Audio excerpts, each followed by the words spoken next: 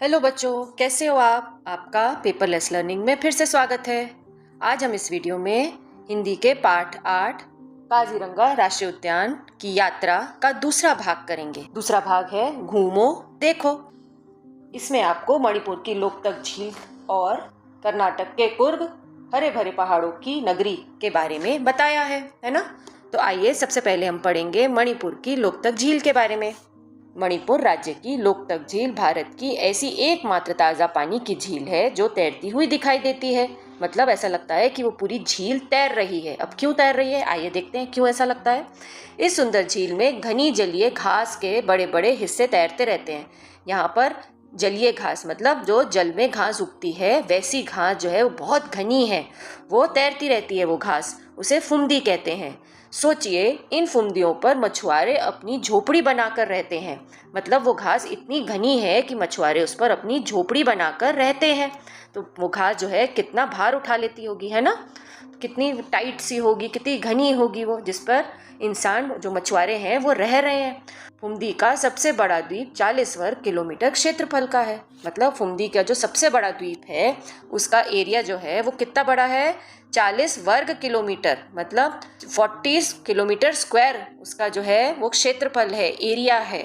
इस द्वीप पर भारत तथा विश्व का एकमात्र तैरता हुआ नेशनल पार्क स्थित है।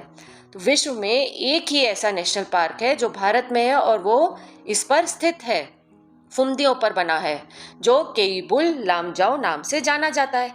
उस नेशनल पार्क का क्या नाम है? केइबुल लामजाओ। भारतीय वैज्ञानिकों के अनुसार फुमदी में बहु एंजाइम उत्पादक जीवाणु और पौधों की वृद्धि के लिए उपयोग रसायन भी मौजूद हैं। यहाँ अनेक जलीय पौधे और जानवर बिना संरक्षण के फल फूल रहे हैं। मतलब यहाँ पर इतने सारे जलीय पौधे हैं, यहाँ जानवर भी रहते हैं जो कि बिना संरक्षण के, उनको कोई रक्षा नहीं कर रहा, फिर भी आराम से रह रहे हैं। मणिपुर का राज्य पशु संगाई हिरण भी इस क्षेत्र में घूमता हुआ दिखाई देता है। इस क्षेत्र में आपको संगाई हिरण भी घूमता हुआ दिखाई दे जाएगा। वो टाप टाप के इधर उधर घूमता रहता है फुमदी पर, है ना? तो अब आपने जाना लोकतक झील के बारे में। अब पढ़ते हैं अगला, हरे भरे पहाड़ों की नगरी कुर्ग, जो कि कर्नाटक में है।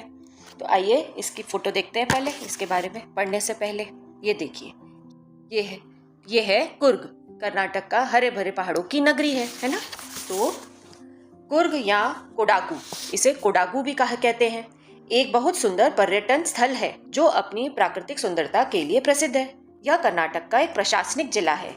यहाँ के हरे भरे पहाड़ घने जंगलों, मसालों और चाय कॉफी के बागानों से भरे हुए हैं। तो यहाँ पर हमें क्या क्या मिलता है? यहाँ पर हरे भरे पहाड़ है, ये देख रहे हैं आप कितने सुंदर पहाड़ हैं, घने जंगल हैं, मसाले और चाय कॉफी के बागान हैं। यहाँ पर बहुत तरीके के मसाले और चाय कॉफी उगती है। इस कारण इसकी सुंदरता अद्भुत है। कितना सुंदर लग रहा है ना ये, इसलिए इसकी सुंदरता अद्भुत है। कुर्ग 3 तालुकों यानी क्षेत्रों में मिलकर बना है। ये कुर्ग जो है ये 3 क्षेत्रों से मिलकर बना है। पहला है मदिकेरी, सोमवारपेट और विराजपेट। कुर्ग अपनी शांत वातावरण तथा सुंदरता के लिए पर्यटकों के मनपसंद स्थलों में से एक है। आपको पता है कुर्ग जो है अपने शांत वातावरण तथा सुंदरता के लिए पर्यटकों के मनपसंद स्थानों में से एक है। पर्यटक यहाँ बहुत घूमने आते हैं क्योंकि ये जगह बहुत सुंदर है। यहाँ का मौसम अत्यधिक सौम्य ही रहता है। यहाँ का मौसम भी बहुत अच्छा है, ना बहुत सर्दी पड़ती है और ना बहुत गर्मी पड़ती है। बहुत सौम्य मौसम है, प्यारा मौसम है। गर्मी के मौसम में भी यहाँ तापमान अधिक नहीं रहता। कुर्ग की मंडल पट्टी पहाड़ी की ऊंचाई से आप आकाश में घूमते बादलों को समीप से देखने का आनंद उठा सकते हैं।